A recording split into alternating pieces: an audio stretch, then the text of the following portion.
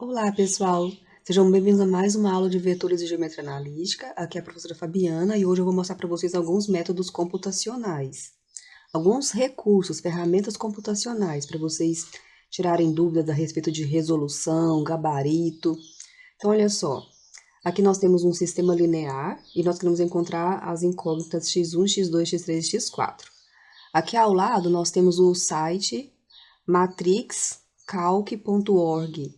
Você pode colocar lá no Google, calculadora de matriz, que você já vai encontrar esse site. Foi assim que eu já cheguei nessa página. Eu só apenas digitei calculadora de matriz. Ó, é a primeira que aparece. O site é esse aqui. É uma plataforma que você vai trabalhar aqui online. Temos várias opções, ó, operações com matrizes, resolução de sistemas, determinante, autovalores e autovetores. Então, nós vamos escolher resolução de sistemas.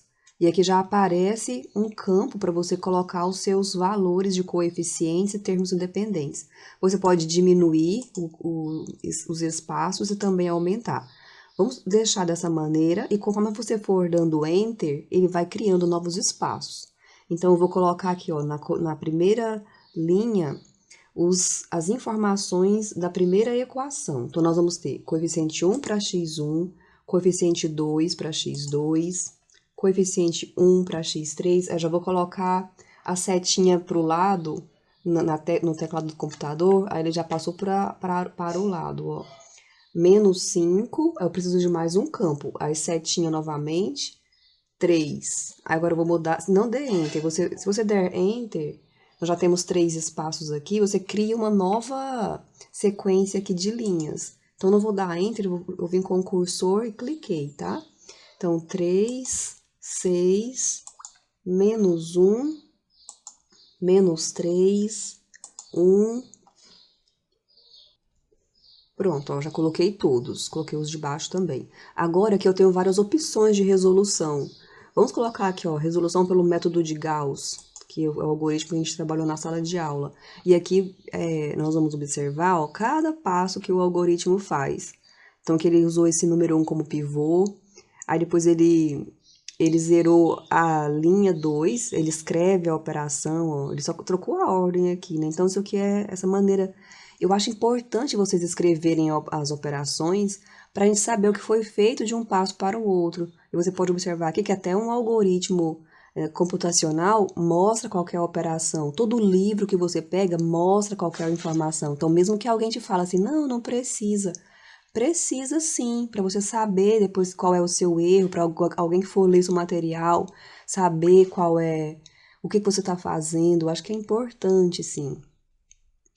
É claro, se você omitir essa escrita aqui, você fizer no seu rascunho, você vai ter a matriz. Mas pensando didaticamente, quando alguém for ler o seu material e até mesmo quando você for rever os seus cálculos, você precisa saber o que foi feito. Aí é ok, aí para zerar a linha 3, ele fez aqui a operação, chegou nesse momento aqui, ó. E note ó, que daqui para cá, ele permutou a linha 3 com a linha 2, porque o algoritmo está seguindo o Gauss. Então, nós sabemos que a segunda coluna não nula está aqui, e esse 5 é o que tem que ser usado. Quando você bota o cursor em cima do número, ele te mostra como o número foi obtido com o passo anterior, olha só. Esse cálculo dá 3, 2, 1, terceira linha, segunda coluna, não, segunda linha, terceira coluna foi obtido com a operação anterior. Muito bem, aí chega nesse momento aqui. Aqui eu quero chamar a atenção, ó, ele mantém o 5 e o 4, porque na verdade o algoritmo de Gauss, ele não necessariamente pede que os pivôs sejam iguais a 1. Tem essa flexibilidade de deixar sem ser 1. Então, a partir daqui, você vai escrever o sistema. E aqui, pessoal, uma coisa importante quando você está trabalhando computacionalmente. Aqui a gente sabe que o x4 é livre. Ele não escreveu x4 igual a t, porque seria mais uma informação para você acrescentar na sua linguagem de programação. Ele vai manter o próprio x4 como sendo a variável com o próprio nome dela, próprio x4. Então, olha só a resolução. Aqui na terceira, seria nessa linha aqui, na terceira, ele vai isolar o x3. A quarta nossa, que a gente faz na sala de aula, a gente coloca x4 é igual a t, né? A quarta equação.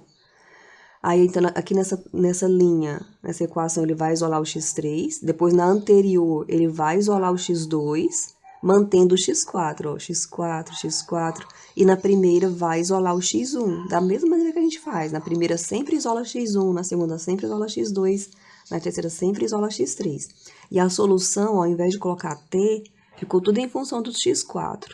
E essa aqui é a solução. Vamos observar aqui se você tivesse escolhido o método de Gauss-Jordan.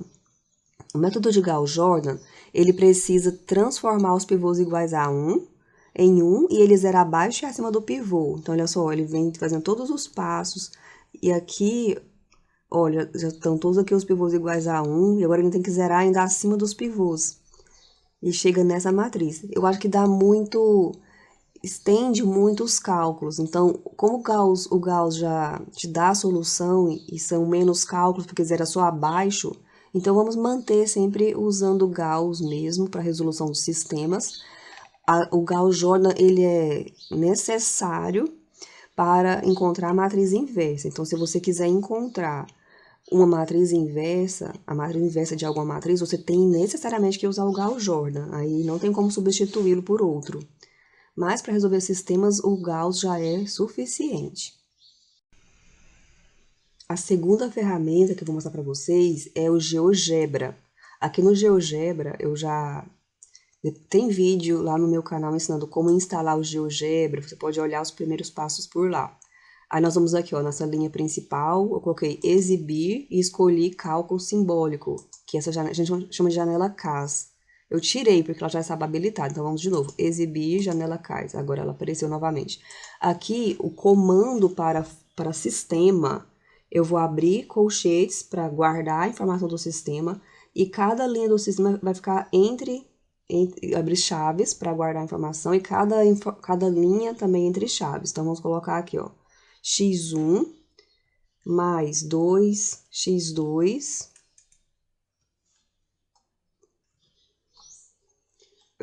só repetindo aqui, a informação do sistema é toda guardada entre chaves separadas por vírgula. O que eu falei antes era a notação de matrizes.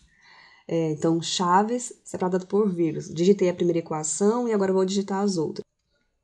Pronto, ó, digitei as 3 equações, primeira, segunda e terceira. Agora eu vou dar Enter. Aqui está o sistema, ele vai aparecer dessa maneira mesmo, em forma de linha.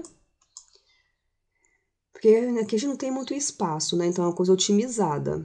Então aqui já é o suficiente para informar o que a gente está fazendo. Agora eu quero resolver o sistema. Tem um comando, você começa a digitar aqui nessas células e começa a aparecer várias opções. Eu quero resolver. Ó, então eu vou colocar aqui resolver. Eu quero resolver o conteúdo que eu coloquei na célula 1. Então eu vou usar o comando cifrão 1, que diz o seguinte, olha, cifrão 1 é tudo que está escrito na célula 1. Então, eu quero resolver o sistema. E quando eu coloco Enter, aqui está, vamos interpretar. Ó, x1 é menos 2x4 menos 5.